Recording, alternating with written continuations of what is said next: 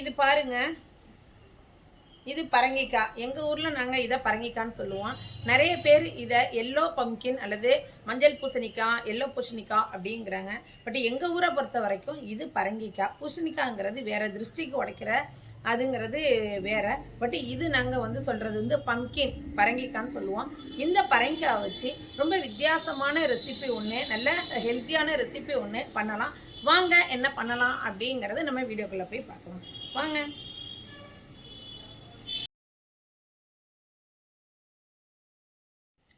இது மாதிரி நல்ல பழமான பரங்கிக்காவாக வாங்கிக்கோங்க. பரங்கி பழம் இதுக்குள்ளே உள்ள சீட்ஸை தூக்கி போட்டுறாதீங்க. நல்லா வாஷ் பண்ணிவிட்டு காய வச்சு எடுத்து வச்சுக்கிட்டிங்க அப்படின்னாலே ஸ்வீட்ஸ் போட்டுக்கலாம். சும்மாவே நம்ம சாப்பிட்லாம். அவ்வளோ ஒரு காஸ்ட்லியான சீடுங்க அது. அதனால் பரங்கி விதையை எப்பொழுதுமே தூக்கி போட்டுற வேண்டாம். வாஷ் பண்ணி நல்லா ஸ்டோர் பண்ணி காய வச்சு ஸ்டோர் பண்ணி வச்சுக்கோங்க. இந்த மாதிரி பரங்கிக்காயை, அதாவது பரங்கி பழத்தை இது மாதிரி சிறிய சிறிய துண்டுகளாக ஆக்கி கொஞ்சமாக தண்ணி சேர்த்து வேக வச்சு எடுத்துக்கலாம். குக்கரில் வேக வைக்கணுங்கிற அவசியமே கிடையாது. ஏன்னா ரொம்ப சீக்கிரத்துலேயே வெந்துடும் இது. இது மாதிரி கத்தியால் நீங்கள் நசுக்கி பார்த்தீங்கனாலே தெரியும். கையால் பாருங்கள், இப்படி எடுத்து வச்சு நீங்கள் பார்த்து அமுக்கி பார்த்துங்க அப்படின்னா நல்லா நசுங்குது பாருங்கள். ஸோ ஒரு 4-5 நிமிஷத்துலேயே இது வெந்துடும். ரொம்ப குயிக்காக வேகக்கூடியது.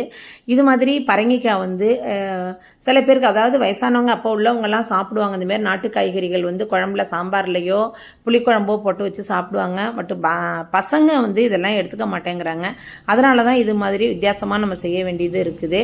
இப்போ வேக வச்ச பரங்கிக்காவை நல்லா ஆற வச்சு மிக்ஸி ஜாரில் அதே தண்ணியை சேர்த்து நல்லா நைஸ் பேஸ்ட்டாக அரைச்சி எடுத்துக்கலாம். ரொம்ப சூப்பரான ரெசிபிங்க இது. ஈவினிங் குழந்தைங்க ஸ்கூல் விட்டு வரும்போது இது மாதிரி செஞ்சு கொடுத்தீங்க அப்படின்னாலே ரொம்ப விரும்பி சாப்பிடுவாங்க.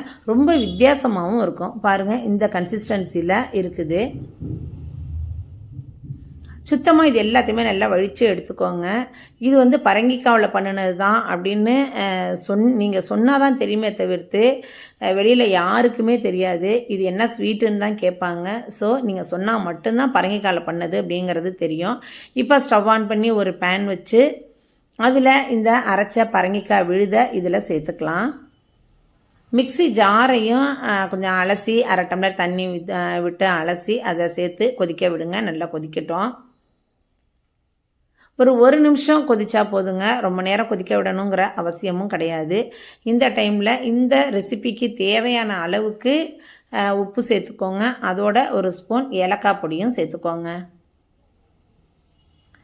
இப்போ வீட்டில் நம்ம பச்சரிசி மாவு வச்சுருப்போம். அதாவது இடியாப்ப மாவு, இல்லை எப்பொழுதுமே நார்மலாக நம்ம எதுக்கோ நமக்கு தேவைப்படும் அப்படிங்கிறதுக்காண்டியே பச்சரிசி அரைச்சி வச்சுருப்போம். இல்லை கடையில் வாங்கின பச்சரிசி மாவாக இருந்தாலும் பரவாயில்ல.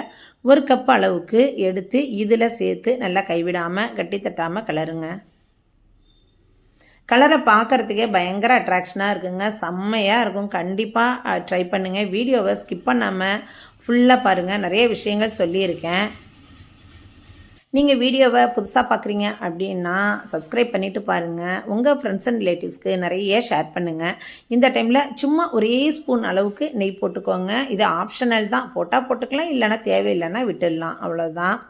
ரொம்ப நெய்யெல்லாம் அதிகமாக தேவைப்படாதுங்க. ரொம்ப கம்மியான பொருளை வச்சே ஈஸியான ரொம்ப ஹெல்த்தியான ரெசிபி இது.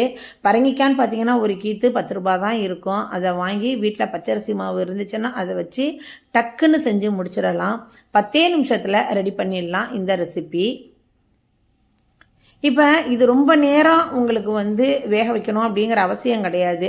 இந்த அரிசி மாவு அதில் சேர்த்து கலந்து இந்த மாதிரி கட்டியாக வந்த உடனே நம்ம ஸ்டவ் ஆஃப் பண்ணி இறக்கிடலாங்க. ரொம்ப நேரம் வேகணுங்கிற அவசியம் கிடையாது இது. ஸோ 10 நிமிஷத்தில் இந்த ரெசிப்பியை செஞ்சிடலாம். பிகினர்ஸ் கூட ரொம்ப ஈஸியாக செய்யலாம் இந்த ரெசிபி. இப்போ ஒரு பிளேட்டில் கொட்டி இதை ஆற வச்சுக்கோங்க.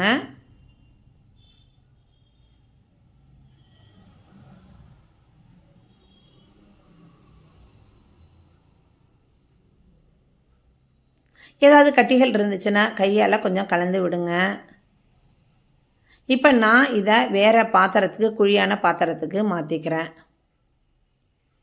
இதில் குழியான பாத்திரத்துக்கு மாற்றின பிறகு இந்த ரெசிபிக்கு தேவையான அளவுக்கு நாட்டு சர்க்கரை அல்லது வெல்லம் எது வேணாலும் நீங்கள் சேர்த்துக்கலாம். இனிப்புக்கு தகுந்தது மாதிரி சேர்த்துக்கோங்க. அதோட துருவின தேங்காய் நல்லா 1 மூடி அளவுக்கு சேர்த்துக்கோங்க.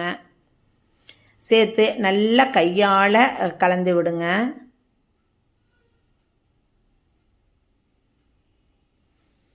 நான் முன்னாடியே சொன்னது மாதிரி 10 நிமிஷமே ஜாஸ்திங்க இது செய்கிறதுக்கு. ஏன்னா அவ்வளோ குயிக்காக செஞ்சிடலாம் இது. அந்த பரங்கிக்காய் வேகிற டைமை தவிர்த்து மற்றபடி ஈஸியாக செஞ்சிடலாம். பரங்கிக்காவுமே 5 நிமிஷத்தில் உங்களுக்கு வெந்துடும். ஸோ அதுக்கு அப்புறம் உள்ள ப்ரொசீஜர் எல்லாமே அடுத்த 5 நிமிஷத்துலேயே செஞ்சு முடிச்சிடலாம்.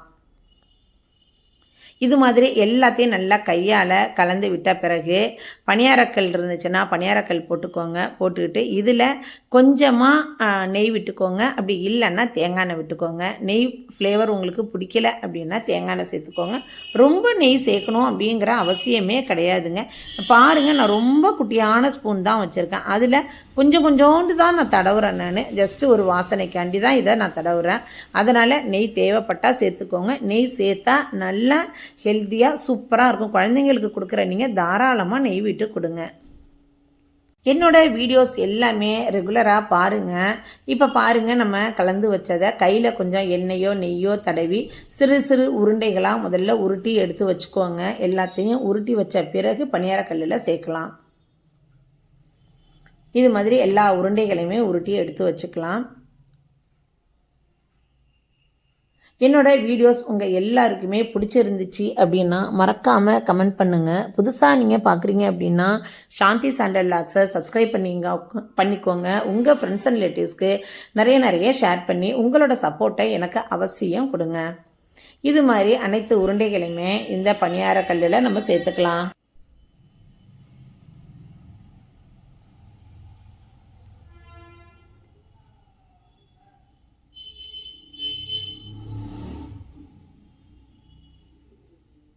இது மாதிரி அனைத்து உருண்டைகளையுமே சேர்த்து 1 நிமிஷம் விடுங்க. அதற்கு அப்புறமா ஒரு ஸ்பூனை வச்சு திருப்பி விடுங்க.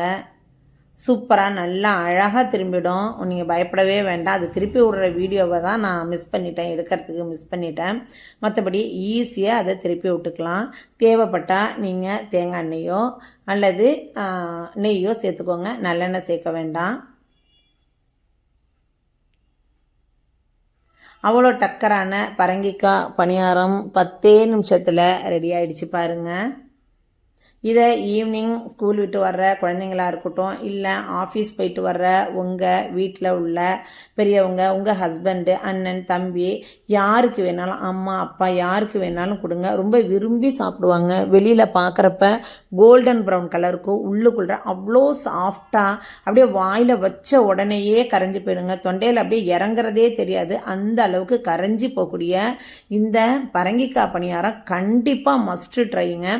நிஜமாக சொல்கிறேன். இதை நீங்கள் செஞ்சு பார்த்தீங்க அப்படின்னா திரும்ப பரங்கிக்காய் நீங்கள் வாங்குகிற டைமெல்லாம் செஞ்சிக்கிட்டே இருப்பீங்க. அந்த அளவுக்கு டேஸ்ட்டு அட்டகாசமாக இருக்கும்.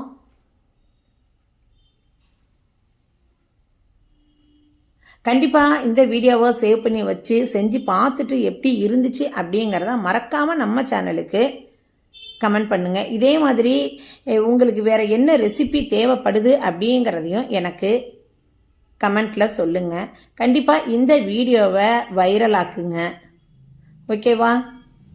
இதே மாதிரி இன்ட்ரெஸ்டிங்கான இன்னொரு வீடியோவில் உங்களை நான் மீட் பண்ணுறேன். தேங்க்யூ.